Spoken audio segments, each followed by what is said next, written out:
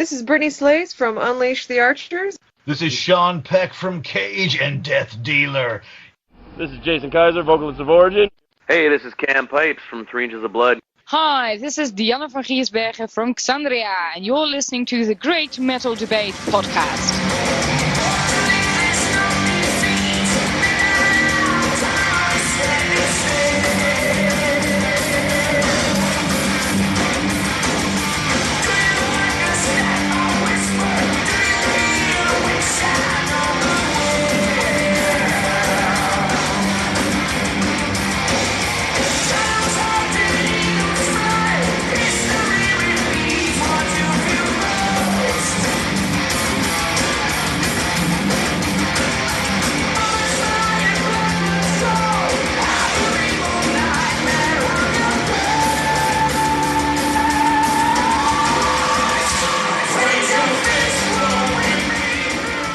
Great Metal Debate listeners, welcome to the podcast. Tonight we have a very special guest joining us. Coming to us all the way from Germany is none other than Mr. Ralf Scheepers of Tyrant Pace, Gamma Ray, and of course currently one of the bastions of heavy metal, Primal Fear. Ralf, welcome to the podcast. It's a pleasure to have you. Thank you, Brian. So Ralf, with technology playing such a huge part in the music industry these days, especially in the distribution of that music, what's one of the key issues you feel artists are facing right now? I still have the opinion that it's not fair to just release music for free, you know. I also see the other side as a customer, what I say, as a guy who's just enjoying music and wants to get it. I also see that the purses of the people are not that full anymore because of the same problems in the industry out there, not getting paid well or whatever. And of course, the offer is also immense and huge, the offer of bands. So I see, you know, it's always seeing both sides of it. But the first side I said, that's the major thing, that the industry just slapped a lot and we have to suffer from it. And it always was like that, you know, in the 80s where the metal stuff was really big and everything, and people earned a lot of money out of it. Still back then, the industry and the companies, the record companies, they cut the biggest part of the cake back then, and they still cut the biggest part of the cake right now, which is a very small cake. So. Right. Yeah. Hey, I blame grunge. That's what I blame. Yeah. So, you know, you've had all these great bands that you have been a part of, and it seems to me, you know, even back from Tyrant Pace, you know, Gamma Ray, and you know all the band, you know, the solo careering with the sort of different music you did a little on that album, and then of course Primal Fear. Your voice has remained constant. Do you see the same thing? Do you think your voice has changed over the years, or have you kept that same? You know, you have kind of an iconic voice, I'd say. Thank you, first of all. Yes, I think it changed a little bit, and that's just natural. I mean, I've been screaming my ass off now for 34 years. Right. Because I started screaming and never thought about any technique back then. But nowadays, it's pretty much vocal health and being smart in handling it. Just taking care that you drink a lot of water and get a humidifier or whatever. And sometimes you just can't prevent some problems, and you can hear it there. It's just also natural because we are not machines; we're human beings, you know. And absolutely. And it's the same with a vocalist. The most important thing is not to put myself so much under pressure. You know, if it's not working, it's not working. You can't change it. So that's the way it is. But you know, I'm pretty happy that it's still lasting so long, and I'm gonna be in my 50s next February, so knock on wood that will continue like that. Has it ever just kind of like given out on you in the middle of a performance? You know, you just have to rest it, you can't go on? Yeah, I mean, during the tour I don't speak so much anyway. I drink just a lot of water during the day and don't speak so much.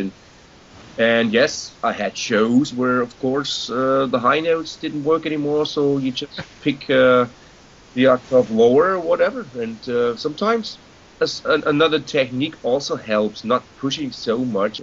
And also good nowadays. You have the in-ear monitors where you don't have to push so much anymore. But anyway, I'm honest. I use these in-ear monitors just to make myself even louder, so because I need it loud. Yeah, and I think your fans love it loud, so I think you're doing the good thing there. Yeah. What's the writing process for you guys? Does someone come up with a tune or some words, or how does that work?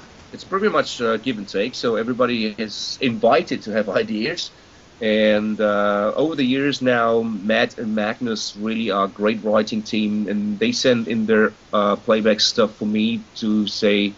They ask me if I can find lyrics and melodies here and there, and sometimes things are already prepared by Matt, where he thinks he can just do his ideas on it, and we go through it together and make some changes together, and pretty much teamwork.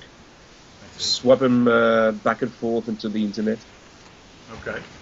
All right. Now, metal's kind of blown up again, if you will, especially with new melodic death metal sounds. You got death and melodic and thrash, and you can name a genre, and there's probably some metal for it. Where do you see metal going in the future?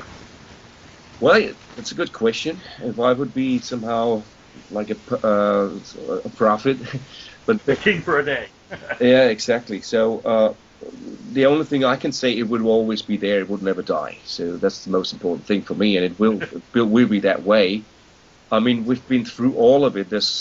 And the wheel is not going to be invented anymore because it's already there. And the same with metal music. It's just different sectors and diversity here and there. And it's hard to answer this where it's going to be. But if you asked me 10 years ago, maybe I would have answered the same thing. And it's still there, and it always will be there, in my opinion. Yeah. So you guys have a certain style, and I love that style, by the way. That's not just because of the interview. I'm not blowing smoke up your bit there. I love your style, your vocal style, and even the sounds of the music as it goes. And so, do you try as an artist to change that style, to grow, or do you just kind of write what comes out? Basically, we just write what comes out, and that's the most honest feeling, Brian. Because music is so much passion and feeling that you cannot say we have to do this or to do that. It just comes out, and that's the reason why you have a certain amount of songs when you're in a writing process. If you have, for instance, 20 to 30 songs in the end you can pick from, this is just a big advantage. And then you set together a list of songs which might be somehow like a red line for an album. Yeah. And sometimes there's ballads which don't fit, and sometimes they perfectly fit because of the variety in it. And when we compose, we just compose the way we feel, like I said. So, and of course, we also go back into the rehearsing studio to work like we did 20 years ago without sitting on our Pro Tools systems and bouncing the files together, Yeah. And we will go back to that phase again. Excellent. Well, and just kind of on a little personal note, Ralf, what's one of your hobbies that's non-musical? What do you do to kind of get away from work and relax? Well, it's not really relaxing if you go to the gym, but I try to keep myself fit as possible. It's not also that is not working like it used to be 15 years ago, but I'm still happy that I can do what I can do, what I'm doing, and there's not much time left for doing any other hobby. So that's basically my main balance to my daily work is to see the gym and just to do fitness. I wouldn't say it's bodybuilding; it's really fitness. Hey, that's excellent. That's it. All right, now, so you may have already kind of answered this, but let me just go ahead and ask it anyway to sort of kind of get a wrap up here. What's next for Primal Fear? The next step is like I said, it's going to be the Christmas show at the Knockout Festival in Karlsruhe here in Germany, and till then, like I said, we're collecting new ideas, writing new songs.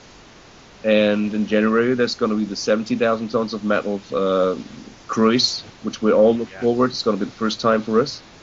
Excellent. being on such a big boat. Yeah, it's great for us. We're looking forward, absolutely. And then, of course, next year, maybe a little bit too early to talk about at the moment. Hey, I got that. Excellent. We'll be happy with whatever. Absolutely, we too. Okay, Rolf, finally, where can fans get merchandise and music for Primal Fear? Basically, they visit www.primalfear.de, and they have our homepage there, and it's everywhere you can find links with merchandises and stuff, and where you can buy things. And of course, you get the music from Frontiers Records in Italy, and everywhere in your shop around the corner. Excellent. I hope Well, I hope it's everywhere. Yeah.